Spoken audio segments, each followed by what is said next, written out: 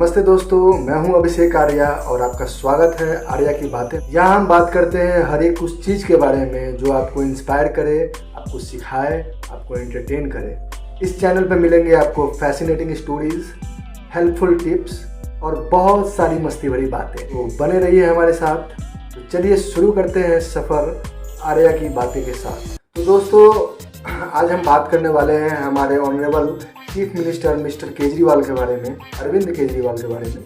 तो थंबनेल से तो पता लग ही गया होगा कि आज का टॉपिक हमारा क्या होने वाला है। केजरीवाल का कहना है कि जितने भी मीडिया कर्मी हैं वो सब मोदी गवर्नमेंट के कंट्रोल में हैं और वो सारे के सारे जो है वो अरविंद केजरीवाल के खिलाफ हैं। और आपने अभी कुछ ही दिन पहले आपने न्यूज़ देखा होगा, जो कि आप यूट्यूब पे भी आप देख सकते हैं, अभी भी अवेलेबल है। मैं उसका लिंक डाल दूँगा, जिसको सभी लोगों ने देखा है, पता नहीं याद है या नहीं है।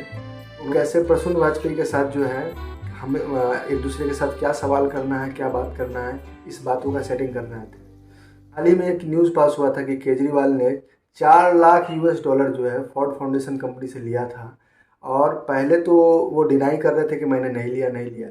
फिर बीच में उन्होंने एक्सेप्ट भी किया है कि हाँ भाई मैंने लिया है, और उसके बाद फिर से डिनाई कर रहे हैं। पता नहीं भाई चक्कर क्या है इनका कुछ समझ ही नहीं आता है।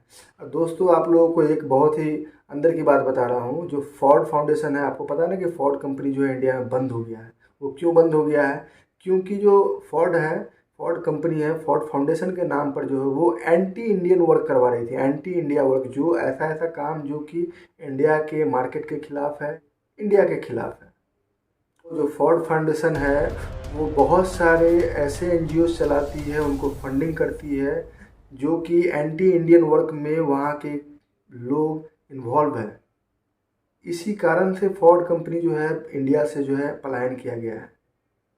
भाई साहब का एक और स्टेटमेंट था कि भाई मैं कभी भी जो है कांग्रेस का सपोर्ट नहीं लूँगा। भाई मैं कभी भी कांग्रेस का सपोर्ट नहीं लूँगा, बीजेपी का सपोर्ट लेकर के कभी मैं सरकार नहीं बनाऊँगा। लेकिन भाई साहब ने क्या किया? भाई साहब ने अगेन कांग्रेस का सपोर्ट लिया, अगेन अलग अलग पार्टियों का सपोर्ट लिया अपने सरकार को बनाने के लिए। और उनका स्टेटमेंट था कि अगर मैं मेजोरिटी में नहीं गया तो मैं अपोजिशन के साइड में चला जाऊंगा, लेकिन मैं कभी भी जो है बीजेपी और कांग्रेस का सपोर्ट लेकर के मैं कभी भी अपनी सरकार को नहीं बनाऊंगा। और उनका ये भी कहना था कि बिना कांग्रेस के सपोर्ट के हम लोग करप्शन फ्री जो है, करप्शन फ्री इंडिया नहीं बना सकते हैं। आप समझ रहे हो? बिना कांग्रेस के सपोर्ट के हम लोग करप्शन फ्री इंडिया नहीं बना सकते हैं। ये क्या बात कही है सर ने, वाह। एक और नई बात थी कि एक शीला दीक्षित नाम की जो है अरविंद केजरीवाल बोले थे कि जब मैं पावर में आऊँगा ना तो शीला दीक्षित को जो है मैं जेल भेज दूंगा। वो क्यों भेज दूंगा? क्योंकि मेरे पास उनके खिलाफ जो है 370 पेज का जो है प्रूफ है मेरे पास। और जिस दिन मैं पावर में आऊँगा उस दिन जो है 2 दिन के अंदर में शीला दीक्षित को जो है मैं जेल में भेज दूंगा। लेकिन जब पावर में आ गए केजरीवाल, उसके बाद जो है वो भूल गया और बीजेपी से ही पूछने लगे, भाई मेरा जो प्रूफ था वो कहाँ गया? ये हद है यार, ये क्या बात हुई? दोस्तों, एक और अहम बात दोस्तों, केजरीवाल ने उनका सपोर्ट किया था जिन्होंने निर्भया कांड में मोहम्मद अफरोज नाम के मुजरिम का सज़ा कम करवाने में मदद करता है। केजरीवाल ने उसको दिया लोकसभा का टिकट। आप बताओ ये कहीं से सही है? मोहम्मद अफरोज जो कि निर्भया कांड में मुख्य दोषी था, उस बंदे ने क्या किया था आपको पता ही होगा। एक जो है स्क्रू जैक जो है लड़की के प्राइवेट पार्ट में एंटर कर दिया था, उसका इंटेस्टाइन तक फट गया हुआ था दोस्तों। सोचो, वैसे लोग को, मदद करने वाले लोगों को अरविंद केजरीवाल अपना दोस्त मानता है और उसको जो है वो लोकसभा का टिकट देता है। अरविंद केजरीवाल का कहना था कि जो बाटला हाउस में जो है जो इनकाउंटर हुआ था वो फेक है। इशरत जहाँ का इनकाउंटर फेक है, उसके लिए न जाने कितने सारे बयानबाजी उन्होंने किए थे, जबकि कोर्ट ने भी उसको रियल इनकाउंटर दे दिया हुआ था। उसके बाद भी केजरीवाल जो है कोर्ट के फैसले पर भी जो है सवाल उठाते, और इशरत ने भी जो है खुद से कितनी बार जो है एक्सेप्ट किया था कि हाँ मैं कसूरवार हूँ, मैं गिल्टी हूँ। आम आदमी पार्टी का जो नियम कानून है कि उन्होंने पहले ही डिक्लेयर कर रखा है कि हम लोग किसी भी फैमिली से बस एक ही मेंबर को जो है हम लोग अपने पार्टी में शामिल करेंगे। परिवारवाद को बढ़ावा हम लोगों को नहीं देना। कविता रामदास के फादर, कविता रामदास की मदर और उनकी सिस्टर, ये सभी जो है एक ही पार्टी में जो है इन्वॉल्व है, एक ही पार्टी में इन्वॉल्व है। जबकि आम आदमी पार्टी के नियम कानून में क्या लिखा हुआ था कि हम लोग किसी भी परिवार से सिर्फ एक ही सदस्य को लेंगे, उसके अलावा किसी सदस्य को नहीं लेंगे। लेकिन आप यहाँ देख सकते हैं कि एक परिवार का पूरा परिवार ही को शामिल किया गया हुआ है। आप यहाँ से भी आप समझ सकते हैं कि ये बात में कहाँ तक सच्चाई है। केजरीवाल का एक और बड़ा झूठ, केजरीवाल ने कहा कि मैं अभी सीएम बनने से पहले, राजनीति में आने से पहले जो है मैं इनकम टैक्स ऑफिसर था। और मैंने भी बहुत सारा वीडियो देखा है उनका, वो बोलते हैं कि भाई मैं इतना अच्छा से इनकम टैक्स ऑफिसर था, मुझे पैसे कमाने थे तो मैं वहीं रहता। लेकिन पैसे कमाने अगर नहीं थे तो आप राजनीति में क्यों हैं भाई? और मैं आपको बता रहा हूँ कि मैंने और भी रिसर्च किया है, और इनकम टैक्स डिपार्टमेंट में किसी ने एक्सेप्ट नहीं किया है कि वो ऐसे किसी रैंक पे थे। तो ये बिल्कुल फेक था। एक और कमाल की बात बताता हूँ दोस्तों, अखला से बाटला हाउस की तरफ निकला था तो उस समय केजरीवाल का एक स्टेटमेंट था। उसी टाइम एक घटना हुआ था जिसमें 2 टेररिस्ट मारे गए थे, और उन टेररिस्ट के बारे में केजरीवाल ने क्या बताया था? केजरीवाल ने बोला था कि जो भी मारे गए हैं वो टेररिस्ट नहीं थे, वो इनोसेंट थे।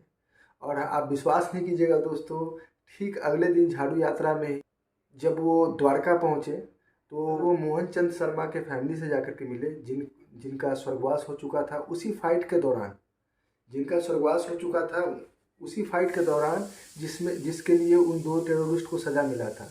उसके फैमिली से जाकर के वो मिलते हैं और उस फैमिली को जाकर के वो कहते हैं कि मुझे बहुत बुरा लग रहा है, मुझे माफ़ कर दीजिएगा, मैं आपके पति के लिए कुछ कर नहीं पाया। तो देखो, ये अजीब टाइप का दुगलापन है केजरीवाल का। केजरीवाल जो है किसी का नहीं है, किसी का नहीं है। मैं आपको बता रहा हूँ, जिस अन्ना हजारे ने केजरीवाल के सर पे हाथ रखा उसको तो उसने छोड़ा ही नहीं। इतना पुराना दोस्त केजरीवाल का कुमार विश्वास, उनको तो केजरीवाल ने छोड़ा ही नहीं। ठीक है ना? तो दोस्त, कहा गया है पाप का गड्ढा जो है ना वो एक ना एक दिन ज़रूर भरता है, और उस गड्ढे में फिर आपको ज़रूर जाना है। ये मेरा पर्सनल एक्सपीरियंस है, मैंने देखा है लोगों।